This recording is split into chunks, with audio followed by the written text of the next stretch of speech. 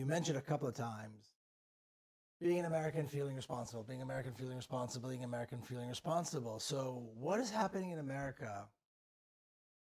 Why is America paying for this? Why is America sending weapons for this? Why are Americans just sitting quietly and letting it happen? I mean, it's a lot of questions. But but why? I mean, because this is something. This is like the $3.8 billion question, right? Why? What's happening here? What do you think is happening here that is I don't know, like fundamentally wrong here?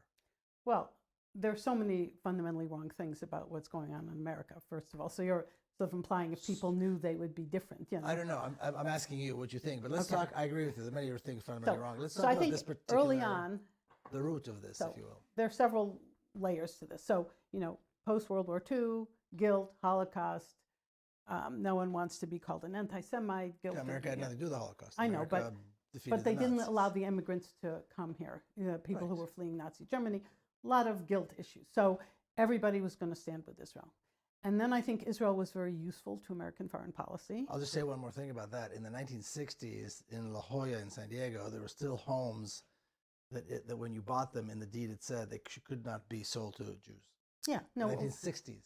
Now La Jolla is my full, parents it's bought a house so I was a senior, 65, and there was a covenant in that neighborhood. We were the first Jews to, So I mean, this is going way past the Holocaust and all this, So there was a whole stand with Israel, the whole everybody's a kibbutznik, blah, blah, blah, socialist, labor, we love Israel. And then I think as things came along, the 67 war, the whole propaganda about the 67 war and Israel's existential threat, and people made Aliyah, and people bought that. I'm just want to interrupt you again. So you're telling all of these processes, and you were here as they were going, and you never got swept in them, it seemed like to me. So you're kind of slightly away from it. I'm a pre-med student. And you see all this stuff happening. You got to remember, I was trying to get into medical school. I was, I was not for like, whatever reason. I was not like tuned into all this stuff. And I got very alienated by religion. So I wasn't like, a super Jew when I got to college. So that helped me not see all of this happening. I think that the big turning point was 9/11, when people felt very afraid of Islamic terrorists, the whole... Turning point in what way? In terms of people really choosing not to think about the consequences of Israeli policy because they got swept up in this fear of the Islamic world, and we've got to fight the terrorists. And, now Israel, Israel said, the Israeli leader said, now you understand our situation. That, I think that people really bought that. Okay. And so, and also people, you have the whole Christian evangelical movement, which exploded after 67. And it's not just white Christian evangelicals, it's Korean evangelicals, it's Hispanic evangelicals. It's an enormous swath of America. Takes the Bible very literally and really thinks that all... So are all these things happening organically, or is this something from the outside influencing? Both. I think, we're both aware there's a huge propaganda industry. There's a huge, Hasbara industry that keeps pushing all this stuff.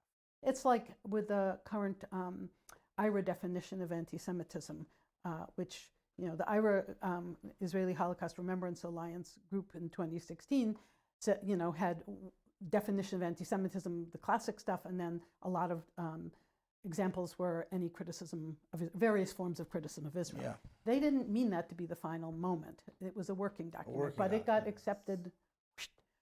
State Department, states, everybody. Okay. Communities, colleges, churches. And now this is being pushed at every level. The Port Authority in Seattle adopted the IRA definition of anti-Semitism. Excuse me, it's a port. This means that there are propaganda groups that are infiltrating at all these different levels, pushing for this to happen.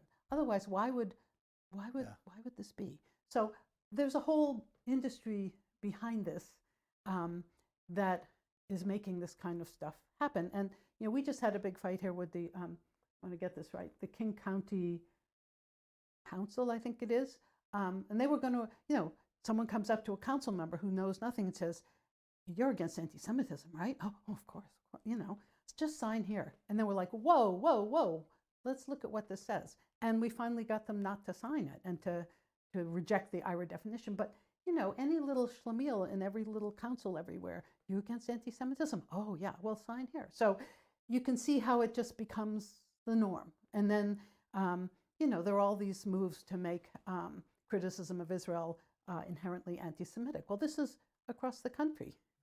And then you have, if you support boycott, you've seen the movie Boycott, it's very pernicious and it's going on all over the place. And then you have a huge, let's not forget, the military-industrial complex that is all interwoven with Israeli military. That's a huge amount of moneyed interests and political interests that make it very hard to break this wall.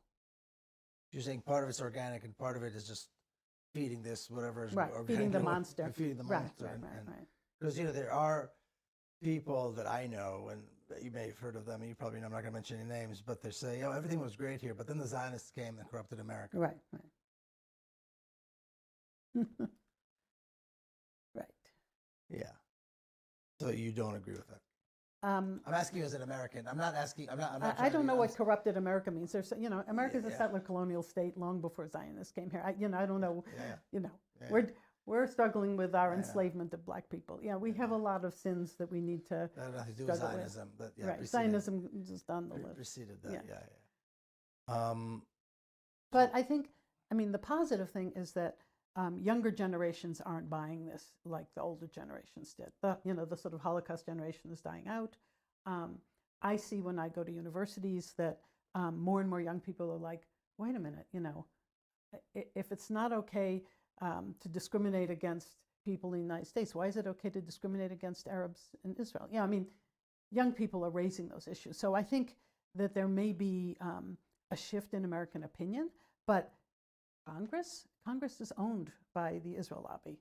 Now we have, Rashida Tlaib and, various a couple of more progressive people, which would have been unheard of 20 years ago. So things are shifting, but it's shifting at a snail's pace. And how many people in Gaza are going to die before there's a shift? So that's the question I want to ask you. Right. Things are moving very, very, very slowly, and we know that there's going to be another attack, and we know that another Palestinian is going to be killed in Hebron, and we know another Palestinian is going to be killed in Jerusalem, and we know, there's an epidemic of murders in the communities in 1948 of murders. And so, how do you think?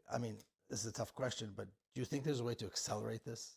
Do you think there's a way that people of conscience can convince members of Congress and other elected officials, like school board members, whoever it is, mayors, people that go on these junkets, that it needs to stop? Right. Is there a way that we can kind of accelerate this process by facing these people, by confronting them? Right. Is there a way to do that, do you think?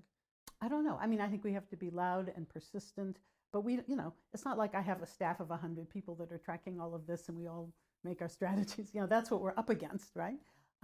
So I think we just have to keep doing what we're doing, but to do it louder and more often and more persistent. And, it's like my representative in Congress is pretty hopeless on this.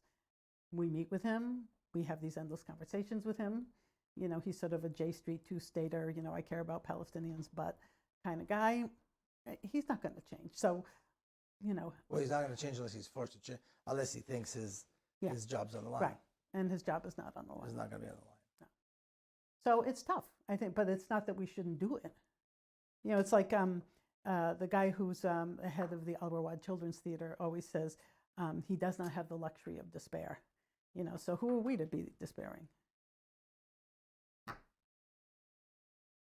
think it's a good place to stop. Thank you again for this conversation. It was a real pleasure talking to you, and see you next time. You're welcome. It was fun.